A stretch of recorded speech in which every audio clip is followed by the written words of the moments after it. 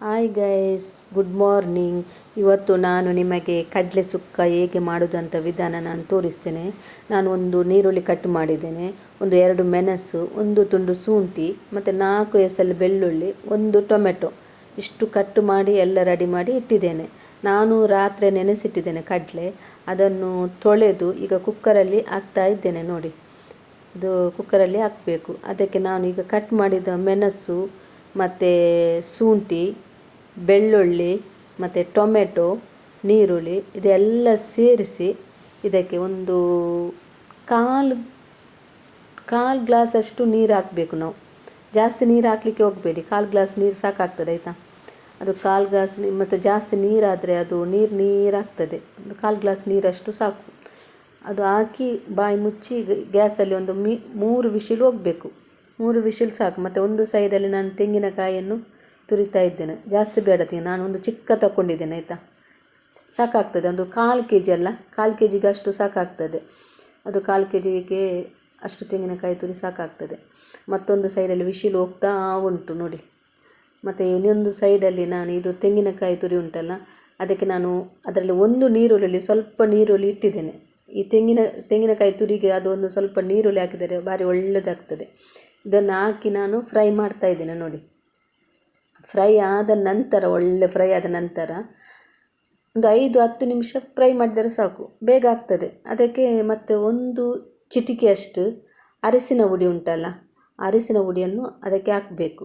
ನಂತರ ನಾನು ಎಲ್ಲ ಮಸಾಲ ಮಿಕ್ಸ್ ಮಾಡಿ ಹುಡಿ ಮಾಡಿ ಇಟ್ಟಿದ್ದೇನೆ ಮಿಕ್ಸಿಯಲ್ಲಿ. ಅದಕ್ಕೆ 1.5 ಟೀ ಸ್ಪೂನಷ್ಟು ಹಾಕಬೇಕು. ಅದರಲ್ಲಿ ಎಲ್ಲ ಉಂಟು, ಕೊತ್ತಂಬರಿ, ಜೀರಿಗೆ, ಸಾಸಿವೆ ಎಲ್ಲ ಇದೆ. ಅದೆಲ್ಲ ಹಾಕಿ ಮಿಕ್ಸ್ ಮಾಡಿ, ನಮಗೆ ಖಾರ ಎಷ್ಟು ಬೇಕು 1.5 ಟೀ ಸ್ಪೂನ್, ನಾನು 1.5 ಹಾಕಿದ್ದೇನೆ. 1/4 kg ಉಂಟಲ್ಲ, ಒಂದು 1.5 ಟೀ ಸ್ಪೂನ್. ಮತ್ತೊಂದು ಸೈಡಲ್ಲಿ ಒಗ್ಗರಣೆ ಸೊಪ್ಪು ತರಲಿಕ್ಕೆ ಹೋಗಿದ್ದಾರೆ, ಫ್ರೆಶ್ ಗಿಡದಿಂದ ತರಲಿಕ್ಕೆ ಹೋಗಿದ್ದಾರೆ. ಎಲ್ಲಿ ಹೋಗಿದ್ದಾರೆ ಅಂತ ಗೊತ್ತಿಲ್ಲ, ತರಲಿಕ್ಕೆ ಹೋಗಿದ್ದಾರೆ. ನಮ್ಮ ಆಚೆ ಮನೆಯವರ ಸೈಡಲ್ಲಿ ಉಂಟು. ಮತ್ತು ಒಂದು ಸೈಡಲ್ಲಿ ನಾನು ಕಡಲೆ ಇದು ಆಗಿದೆ, ಬೆಂದಿದೆ ಅಂತ ನೋಡ್ತೇನೆ ಆಯಿತಾ, ಬಾಯ್ಲಾಗಿದೆ ಅಂತ ನೋಡ್ತೇನೆ. ರೆಡಿಯಾಗಿದೆ. ಈಗ ನಾನು ಮಣ್ಣಿನ ಪಾತ್ರದಲ್ಲಿ ಹಾಕ್ತಾ ಇದ್ದೇನೆ. ಅದಕ್ಕೆ ಸ್ವಲ್ಪ ಉಪ್ಪು, ನಮಗೆ ರುಚಿಗೆ ತಕ್ಕಷ್ಟು ಉಪ್ಪು, ಮತ್ತು ಒಂದು ತುಂಡು ಬೆಲ್ಲು. ಕೆಲವರು ಹಾಕ್ತಾರೆ, ಕೆಲವರು ಹಾಕೋದಿಲ್ಲ. ನಾನು ಹಾಕ್ತಾ ಇದ್ದೇನೆ ಇಲ್ಲಿ, ನಾನು ಇದೇ ಥರ ಮಾಡೋದಾಯ್ತಾ. ಮತ್ತು ಒಂದು ತುಂಡು ಸ್ವಲ್ಪ ಚಿಟಿಕೆಯಷ್ಟು ಇಂಗನ್ನು ನೀರು ಮಾಡಿ ಹಾಕಬೇಕು. ಆ ನಂತರ ಇಲ್ಲಿ ನಾನು ತೆಂಗಿನಕಾಯಿ ತುರಿ ಫ್ರೈ ಮಾಡಿ ಇಟ್ಟಿದ್ದೇನಲ್ಲ, ಅದನ್ನು ಅದಕ್ಕೆ ಸೇರಿಸಬೇಕು ಆಯಿತಾ. ಸೇರಿಸಿ ಒಳ್ಳೆ ಮಿಕ್ಸ್ ಮಾಡಬೇಕು. ಒಳ್ಳೆ ನೋಡಿ, ಒಳ್ಳೆ ಮಿಕ್ಸ್ ಆದ ನಂತರ ಒಳ್ಳೆ ಮಿಕ್ಸ್ ಮಾಡಿ ಒಂದು 5 ನಿಮಿಷ ಮುಚ್ಚಿಡಿ. ಒಂದು 5 ನಿಮಿಷ ಸಾಕು. ಒಂದು ಸೈಡಲ್ಲಿ ಒಗ್ಗರಣೆಗೆ ರೆಡಿ ಮಾಡುವ.